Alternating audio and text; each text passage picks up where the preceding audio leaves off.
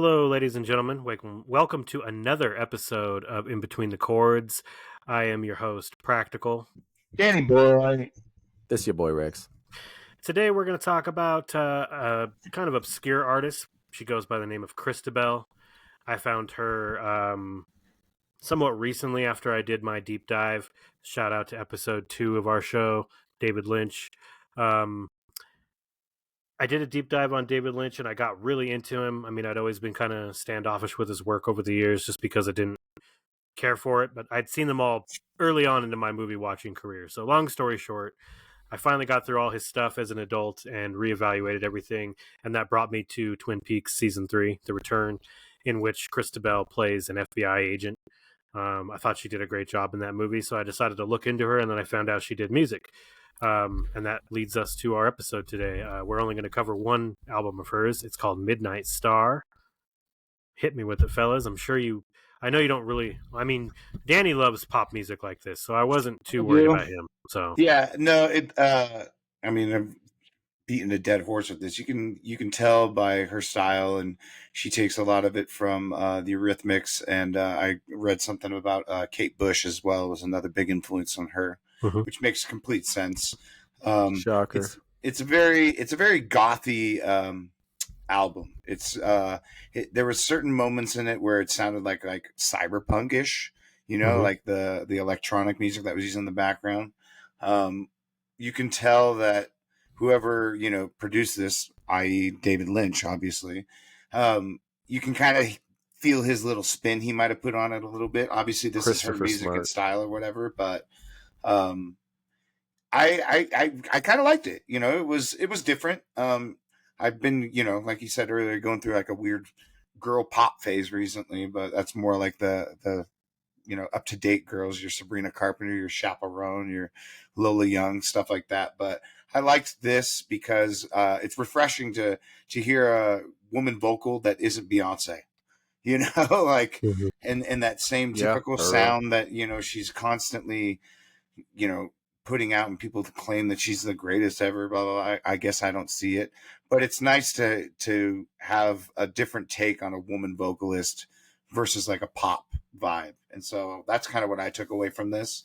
There was a few songs that I kind of fell out of it a little bit, but there were definitely some better tracks on there that I felt she really exposed herself and was really laying it all out there. I felt like, especially with her vocals, and I like her voice a lot. She's got a nice kind of reminded me like a Enya or I don't know, Anna Lennox. Yeah, just I don't know, very angelic maybe. Like I've been using that word a lot recently. I don't know why, but because you're listening to Sabrina Carpenter, and that's exactly it, dude. Please. But yeah, I kind of dug it. It was something different, and I'm always up for different stuff on here and trying something new. And I know Aaron or Practical talked about this artist a lot, so I was quite anxious to listen to it, and I'm kind of glad I did.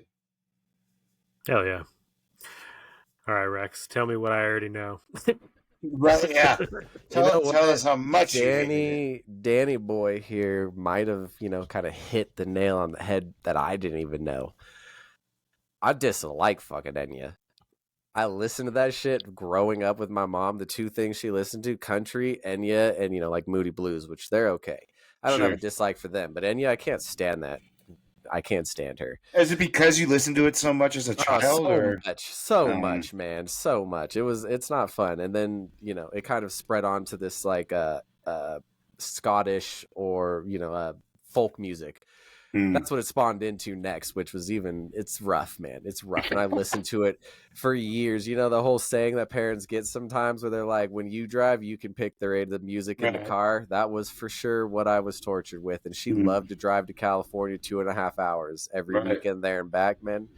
Yeah. So maybe that's part of it. But either way, I didn't get into it. I'm just not into this kind of more poppy, synthy girl, music, whatever, like Hayley Williams from Paramore. I disliked her solo stuff, and I even disliked their newer album they've put out. It's just not my style, and I think this doesn't mirror it 1-to-1, but it's just it's in that same realm to me. It's just not what I'm into. It's a kind of a darker tone to it, and I can see how David Lynch is involved. It's very David Lynch. Lynchy. Like I'm thinking like Labyrinth and stuff like that, Right, but like yeah. a darker tone. Like Mhm. I guess you're right with the cyberpunk thing when you say that. I could see this being like on the radio playing cyberpunk. Right, You yeah, know, that's like what I it was comes getting. out, or like it's in a club. But Mhm. it didn't land with me like at all. I listened to it only about 2 times, to be fair, and I listened to a little bit of the other stuff she had, and yeah, just not a huge fan. And this one actually wasn't produced by David Lynch. This one was done by a Oh, guy it named wasn't. Christopher Smart, and apparently Oh. he wrote half the album with her and something like that. Because I saw that David Lynch was a producer, so I was like, oh, is it this album? Mm. And I looked and it's this guy Christopher Smart, which I don't know if David Lynch didn't have a hand in it or anything. Well, I take back what I said then. You must have done deeper research than I did because I couldn't find that information anywhere. So, because this is a pretty asked Google. underground album. Yeah, see, I don't trust that AI shit. Like, no offense, but Google is just going to give you an AI answer, so I don't necessarily know. Like, I searched, I tried to find it because I own the album and it doesn't even say any producer on it. It's weirdly blank of all that stuff. The only reason I put David Lynch's name on there is because this album and their most recent album they did together, I think it was Cellophane Dreams or something to that effect. Mm-hmm. He did produce that, and this is around the time period that she was musing for him, like being his muse for his modern shit. So I just assumed he was probably the producer for this because it was around that time of the height. But I don't actually know. It could also be that guy for sure. I just couldn't find any concrete evidence like we normally do for our episodes, which I usually go off their websites. And that way it's not Wikipedia. It's not something else. It's something like, tangible. But this one I just couldn't find shit. And she's on RCA, so it was weird. I couldn't even find the info on the website. But that's crazy. Well, everybody, take what I said with a grain of salt from Google then. But that's what it says here because I was looking for the same thing, and her Wikipedia doesn't have like links to the album. So you can see the info about it, and I couldn't find it. So if the AI is correct, there's a guy named Christopher Smarts. If not, who fucking knows? Apparently this is some FBI cloaked music or something. I don't know. Well, I mean, like if it says he wrote some of the music on the album, then it's probably him. But it's like I said, it's really hard to pin down because I've asked Google shit before recently, and ever since they switched over to the AI shit, it's like it's hit or miss. Yeah, sometimes it makes no sense. Yeah, exactly. Hey, it predicts the Super Bowl before it's even over. It was probably that easy. So for me, a lot of the examples you guys threw out, I don't even agree with, which is funny. I don't feel the Enya thing really at all. I do feel the Annie Lennox thing because I mean, who didn't she influence moving forward after the Rhythmics were so big and she went solo and she was one of the first people to really pioneer the whole like dark pop goth shit kind of. Right. So I could definitely feel that when you said it, and it's funny because she's so fresh to me that I didn't even draw those comparisons, but then after you said it I was like, I could see that for sure. She kind of reminds me of like the more 90s Madonna sound. A lot of the stuff where Madonna was darker and she was being more like political, and I kind of got that vibe from it more than anything, or like to put her closer to one of her more modern contemporaries like Kilo Kish. We listened to a song of theirs the other day and you mentioned you liked it, Danny, and it's like it's that darker pop, which the Billie Eilish thing you mentioned, I would say her first album does kind of fit that. That's what I was talking about. And dark pop may not even be a real term out there, but I've always called music like this dark pop. Like I put it on playlists on my own iPod under that label and shit because I just think it's like, well, it's lyrically, which will segue into that part of the album. Lyrically, it's really dark. She's talking about suicide and depression and really dark themes on the album. And like the song "Love My Way" is really specific. Huh? That's a cover. It's a cover by the Furs. Yeah, the Furs. Who the hell are the Furs? The Psychedelic Furs. They were an '80s band. Just Psychedelic Furs. Nobody knows. Okay. Love my way. It's a new road. Yeah, that's a cover. It's a great song. I think she did a great cover of it. I loved it. Yeah. Well, thank you, Danny. So that song's vibe totally does fit the rest of the album too. So it's good to know that that's a cover. Mm-hmm. The Psychedelic Furs were also kind of dark poppy in a way. Yeah, it's almost like a post-punk, post-rock. I mean, I know people call it post-punk or goth rock, but like this is more pop. So like goth pop, I guess is what we're trying to call this. Yeah, I would think so. You know. So, have you guys ever seen The Hunger Games? Sure, maybe you guys have peeked it once. I've read the books. I've unfortunately seen them, yeah. Okay, so I don't know about the cover art to you guys, but she looks like a mix of Gary Oldman from The Fifth Element and like a gothy version of how they dress in those movies, like the rich people. I like that, yeah. I don't even see that either. Rex, I think we are just blind, bro. What's going on? I feel the cyberpunk vibe that you threw down. Like, I think that's for sure, fitting. for sure. Yeah, even visually, like I see that, but like a dirty club it's played in Blade Runner. Right, yeah. There you go in there and the opening track almost gave me like a John Wick vibe. Like I thought homie was gonna come blasting through, like looking for his dead dog, you know. Yeah, because it does have that kind of clubby feel too. Mm-hmm. It does, but like you know, like the club, you don't know. You have to know somebody to get into that dirty, stanky place. Oh, like a Diddy party or what? Not like a Diddy party, like a dirty party. A dirty party. It's in like an old fucking slaughterhouse that hasn't been used for 30 years. God. You know what I'm talking about? And you go there at the old slaughterhouse warehouse for this dang Chrystabell. She's gonna kill it. She's gonna kill it. Bring the best. But she's kind of a weird person in general. Like she's beautiful. If you can't tell already, she's kind of strange and eccentric anyway. I mean, if she's hanging out with David Lynch, you know, you pretty much already know that. But I want to know what their conversations were like. She owns a cemetery. If that's dope. Yeah, like so she's very strange, but in the best way. And I like the really dark shit. You know, I always have. I always try to find shit just like this. And Chrystabell fell right into my lap like that. And she, I don't know, just like Suicide Moonbeams and Breathe Into Euphoria and Pearls, like all the lyrics to those songs remind me personally of like Deftones lyrics. The way she can be like purposely vague but also extremely specific is pretty cool, and you know, I'm impressed by it.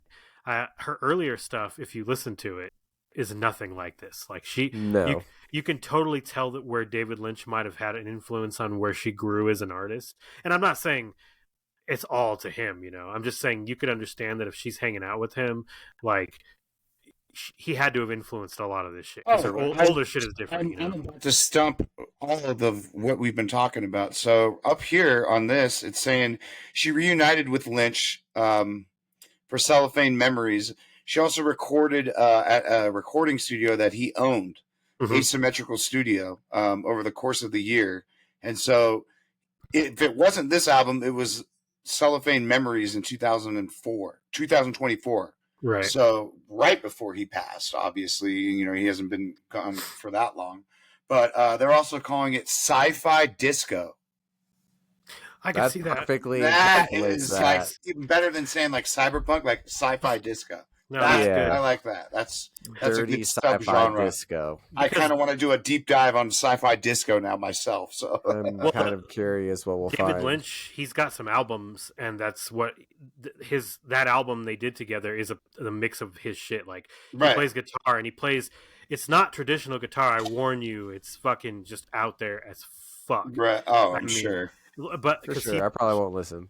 Yeah, it's very weird. I bought that album, Cellophane Memories. Actually, bought it when I was with you, Danny, down there in Oregon. That's right. I remember that. Yeah. So, it's a trip, and that's crazy. That's combination of the two. I bought it and I gave it to my brother because you know, like I said, I love David Lynch, but he loves David Lynch. Like that's like his shit. So, that's tight. Hell yeah. Did you go to Bob's Big Boy and get a vanilla ice cream? He did. He actually went. On his last vacation, he went down there. He was there 2 weeks before I came down to see you, and went to all the Twin Peaks filming locations and shit. So I thought that was pretty interesting. That's cool. Hell yeah. But Chrystabell, as an artist, though, she has done, like we talked about in our episode a couple of days ago with Mastodon. She's grown a lot as an artist too, and she's been putting out her own shit, like Midnight Star, like I said. And I chose this album specifically because it's like the culmination of everything she did before, plus you know, it coincides with her meeting David Lynch. So you get to see her I think she's in her 40s now, and how different she is than when she first started out. And Midnight Star checks all the boxes we've said too. It's like the dark pop thing, and now the sci-fi disco. That's a perfect way to put disco, dude. I love that. And I love her voice. Like, I know you didn't really care for the album, Rex, and I totally get it, because it took me about 5 or 6 listens to actually be into this. And I'm in, just like Danny, I'm into pop. I love girl pop. I have since Britney Spears was the thing. Like, hell yeah, dude. I've been into it for 20, 25 years. So I always look for shit like this in particular. Like, I go out of my way to find it. Like Kilo Kish, I mentioned. She did some songs with Gorillaz, and she kind of fell into my lap too. And I love it. It's like, it's just an interesting take on it. And it's not mainstream like Billie Eilish, who I personally don't really like all that much. I don't think there's anything special about her. I think artists like Chrystabell should be way more recognized over somebody like Billie Eilish. And Midnight Star is that example for me personally. Like, you should check this album out if you're into weird shit. It's eccentric. I was going to say the opposite. This album's what's keeping her from getting famous. See, she's already pretty famous for being in Twin Peaks. Yep. True. At least debatable. Not, debatable. Debatable. Twin Peaks is a huge thing, man. Like, David Lynch he's nothing to slouch on. He's fan base. I'm not saying anything about that, but if I remember right, it said she was in like a total of like 6 episodes. Yeah, but the series is only like 15 episodes. So, I mean... Oh, I thought it had 3 seasons. It does, but she's only in season 3, so she's in 6 episodes of those last episodes. So it's like she's a new character, and she works right under David Lynch. His character is named Gordon Cole. He's the head of the FBI, and she's the new agent looking for Agent Cooper. So if you know the Twin Peaks story, like, she fits into it in the weirdest season he ever did, which was that 3rd season, and she fits the darkness of it, and like, this album fits the tone of that era of that show and all of that shit. So, which I think it came out in 2017. So this is a little bit after that, but, and I wanted to talk about her because musically, if we can get into that, it's poppy though. Like, we might have said all those other things, but it's super poppy. It's like super dancey. Like, I could feel like I could pop into a club and, you know, maybe do some X and just fucking space out. Jesus, all right, 1996. That's what I mean. It doesn't give you that dirty, vibe, like... No, it absolutely does. But popping X, kids don't pop X anymore, bro. They do Molly, dude. It's right. It's Molly, bro. Get it right. Yeah, dude. Everybody's past that stuff cut. Good for them kids. No more pressed pills, bro. No more partially filled with something suspect anymore. I understand what you're saying. It's got that vibe where you're like, yeah, you want to go into like some like dark underground club in New York City that's at some, you know, old slaughter warehouse. And see, it's what I'm saying. It's like the beginning of Blade 1. That's the music they're listening to, is this. Dirty and grimy. And you don't think that's sweet? What is that song? That song, This Blood, I think, is from Blade. That song is fucking... I think it might be the song that's playing in that scene in the beginning. But yeah, I don't know. I'm into this type of shit. I'm into everything. Like I said, I'm into every genre of music, basically. So if it's like cool, this is I'll listen to it. But this one, I listened to it, and it was not cool. I was like, what the fuck is going on? Like, just too weird for you? Is that, I don't know if it's too weird, but I was just not into the whole synth techno-y type things. Like, I find this to be like an extreme version of pop. Like, you talk about Sabrina Carpenter. That's like nothing close to this. It's pop, but this is like, this is just sci-fi disco. This isn't even pop. This is sci-fi disco. She came from space. She was messing around with some aliens. I think that's pretty awesome. I mean, David Lynch is a fucking alien. So. Yeah, probably. But I mean, you know, just not for me. Like, I'm sure somebody like you, Aaron, is keeping the girl going. She has a fan base, man. I'm sure, I'm sure for she's sure. got a fan base. Like 400, yeah. Hell yeah. Yeah, she's not a very big artist, but that doesn't make you a bad artist. Like, no, it doesn't make you bad at all. No, she got to start somewhere, but for me, it ended where it started. But I'm sorry, Chrystabell, I love you. He doesn't, I guess, but you're probably a great person, but should have stayed on SoundCloud. Damn. SoundCloud? Brutal. Wow. Brutal. I was gonna reach out to her and see if she wanted to like check this episode out, but I might not do that now. I don't know. I like the other two guys. I like that guy in the red shirt. You know that red guy. shirt guy? I hate that guy.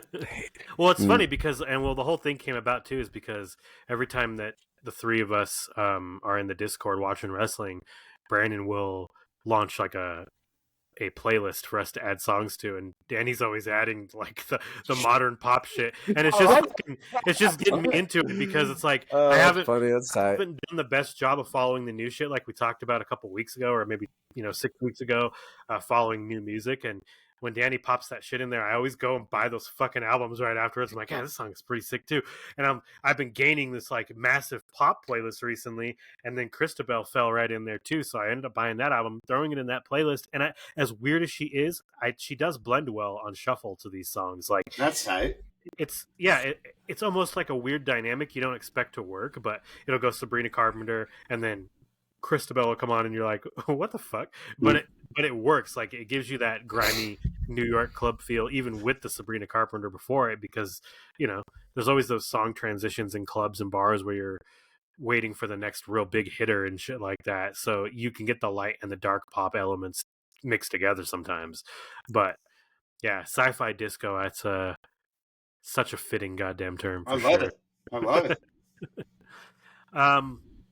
I know we usually talk about impact and legacy. I mean, honestly, I don't think she's really at a place for that yet. She's not right there, sweetheart. You're almost there, I promise. But it's like if we did an episode on Greaves, the rapper, the underground rapper, like he's not going to have an impact or legacy either. So we can laugh like chumps, but like she's got more listeners and fans than we fucking do. So let's keep that shit in mind. We love you, Chrystabell. But it's just shit like that. It's like if you're not the mainstream, you're gonna have very varying amounts of a fan base, and there's tons of underground rappers that I love that like Danny, I mentioned one the other night, and you and Brandon were both like, who the fuck is Idea? Because there are people I have no idea. Like, I know who Idea is, you son of a bitch. It's exactly what I said. There are artists like Chrystabell or Idea, or they never quite reach super big heights, but they have here locally in town. We had a nice hip hop group called Who Cares, and they were big for a minute. Like, they were huge. I miss those guys so much. Yeah, and everyone loved them, and everybody wanted a third album, and they never did it. Their fan base is probably like 400 people maybe. They have it. They have the album. I've talked to Ernie, and he said they have it. Yeah. I just gotta get it. He told us that too. The last show we saw like a decade ago. Yeah. Just gotta get it from him. But Chrystabell's that type of artist, She's very underground. She's very niche. I totally understand what you said, but all the people you mentioned are good. Damn, dude. Damn. Just keep in mind we got Bayside coming up soon. Hey, look, that's just my honest opinion. I'm not trying to be mean or anything, but some things just aren't good to when you listen to it. And I'm sorry, this is that. Like, you gave freaking, what is it, Mesmerize a 1, or was it Hypnotize? Mm-hmm. Because you generally dislike, I don't think that album's that bad. You gave it a 1, and a lot more people think it's good than bad, maybe. No, they do. That's the consensus. Is those albums are good. It's just the honest truth. You just think that album's a pile of garbage. You think both of them are, and that's how I feel about this. I feel about her. Like, I listened to one of her other songs, but I don't mean to dogpile on her. She does have a more bigger fan base than I'll probably ever have. But it just kind of is that thing. You're right. It's niche, but sometimes you don't like. This is the thing where like you don't need to make music just to make music. That's how this kind of feels to me a little bit, and that's just. I'm not trying to pile on. But you put my everphone down. It just doesn't matter. So, but no, I get it. You didn't like it, but it's also it's just not my thing. And listening to it, I just what do we always say on this show, buddy? Not everything is for everyone, and that's true. But also, not everything needs to be made just because you can. Dude, you sound like Brandon. He's not even here. For real, dude. You're channeling your inner Bont. Oh my God. I am channeling just the truth, and if you want me to lie, I will. Yeah, she's all right. No, we don't want you to lie. I think it's funny, just the truth. But... It's just the truth. Like, again, I even sometimes, even in my own world, I sometimes go back and listen to like older bands, like music that I fucking loved, and I listen to an album, and I'm like, this is the cheesiest garbage I've listened to in years. Yeah, it'll do it to you. So, like, I admit that I listen to mature. music. That's why. And maybe I'm not mature enough to understand this. Maybe I got to be David Lynch's age. But yeah, this was just a 0 for me. A 0. That's the first 0 of the show. I will forget this album in 2 months, maybe not even a month. After we post this thing, 15 minutes. No, I gotta post this stuff late. I gotta post this stuff, so at least 2 days. But after that, I will probably never remember who this is. Do you feel like a 0 is a good rating to give when you're trying to review something? You don't feel like there's any kind of like... No, that's a terrible one. That's a terrible one. I feel bad for saying that, but in terms of would I ever give this to anybody? Would I ever mention this again? Will I ever remember this after this? No, a 1 should be the lowest, but if it doesn't even hit any little mark for even me to bring up enough to dislike and make fun of again, it's probably gonna 1. All right, we don't do fair. Ratings, but that's my feeling. We can do ratings when we're talking, because these side episodes are going to be individual albums, individual movies. We got time for the ratings here, so if you still stick by the 0 to 1 ratio, I respect it. It's a 0 to 1, man. It's a 0 to 1. I'm sorry, 0.5, got it. Yeah, 0.5. You get a half a star, half a point. That I guess Chrystabell's Midnight Star 4X is half a star. It's half a star. It's burned out. Look, this is music I would probably make, and I don't want to listen to mine. And I don't want to listen to hers. Hell yeah! You make sci-fi disco? I feel like I could now. Well, I feel like it's pretty easy. I expect to hear your album debut this year of Sci-Fi Disco. Hell yeah, I want to hear it. Can I get a famous director to help shape me? That's on you. I don't know what kind of dedication you have. Better go looking. Maybe your boy Blumpkin can help you out. Is Craigslist still around? Can I put an ad up in the personals? It's still around, but you're just going to get like old people and tweakers answering you. But for me, I really like the album. I'm never going to give it a crazy rating. I wouldn't even give it above maybe like a 7. That's what I was going to say. Yeah, I just liked it. It was kind of fresh and different for what I've been listening to lately, which has been a lot of like Incubus and backtracking and listening to Mastodon, obviously, for our last episode, and then all the beautiful pop shit that Danny posts. So this was a nice little mix for me personally, and I just think she's interesting, and I love darker artists like Trent Reznor and fucking, Robert Smith from The Cure, and I put her in that category. She's dark and she's interesting to me, like Danny Elfman or Oingo Boingo. I got news for you, buddy. If this is weird for you and you hate it, wait till we do Oingo Boingo, buddy. Wait till we do Oingo Boingo. Look, you're gonna hate me. Weird doesn't mean I'll dislike it. It's got to be weird in the right ways, and this was weird in all the wrong ways.